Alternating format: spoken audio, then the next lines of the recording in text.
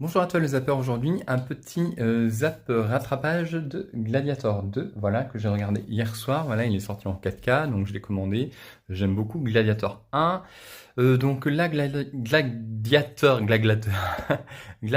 2, il faut savoir que je crois que le film a vraiment bidé, dans le sens où il a coûté 200 000 rien qu'en production. Je pense qu'en budget marketing, on était à peu près au moins 100 000, donc il fallait taper, je pense, dans les 600 000 pour se rentabiliser, et je crois que le film avait atteint à peu près les 300 000, donc ça a été un bon bid. C'est un film de Ridley Scott, voilà, et du coup, eh ben, de quoi ça parle vite fait?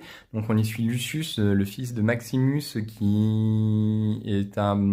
fait partie d'un peuple qui résiste à Rome.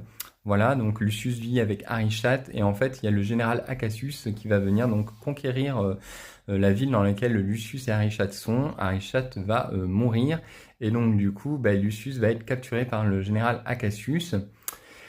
Et il va rencontrer donc du coup Macrinus, celui qui est le chef des gladiateurs, voilà. Et donc Macrinus va engager Lucius pour combattre dans l'arène. Et puis à partir de là, il va y avoir tout un plein d'enjeux, de questions de pouvoir, voilà, des ambitions politiques notamment de Macrinus, voilà.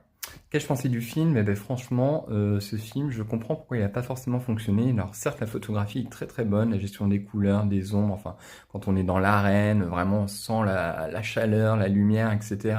Les zones beaucoup plus sombres, après quand il y a tous les complots politiques, etc. Voilà, on voit une Rome beaucoup moins chaleureuse, etc.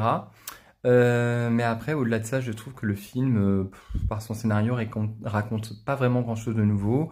La bande son, bon, on a des thématiques qui reviennent, comme le thème de Gladiator, etc. Mais il y a rien qui m'a non plus très marqué. Et après, au niveau des combats, alors il y a l'invasion au début, justement, par le général Acacius, à l'endroit où est Lucius, qui est plutôt intéressante et sympa au niveau visuel. Après, par contre, les combats dans l'arène n'ont rien d'extraordinaire, que ce soit celui avec le rhinocéros ou encore après celle où il y a l'eau. Moi, je pensais que ça allait être hyper sympa quand j'ai lu la bande-annonce, mais il y a des requins, sérieux quoi. Et puis en plus, on voit que c'est des requins en images de synthèse, c'est vraiment pas terrible. Les deux antagonistes qui sont les deux empereurs là, qui guident Rome sont pas vraiment très crédibles. Franchement, Commode était beaucoup plus percutant, son histoire était beaucoup plus intéressante. Donc j'ai trouvé le film long, 2h20, j'ai vraiment vu le temps passer et personnellement, je le garderai pour compléter ma collection, mais personnellement, vaut mieux rester au Gladiator numéro 1. Donc ben voilà, n'hésite pas à me dire ce que tu as pensé, mais en effet, Ridley Scott, il a un peu chié dans la colle et c'est pas forcément nécessaire de faire revenir d'anciens films et d'en faire des suites, hein, vraiment.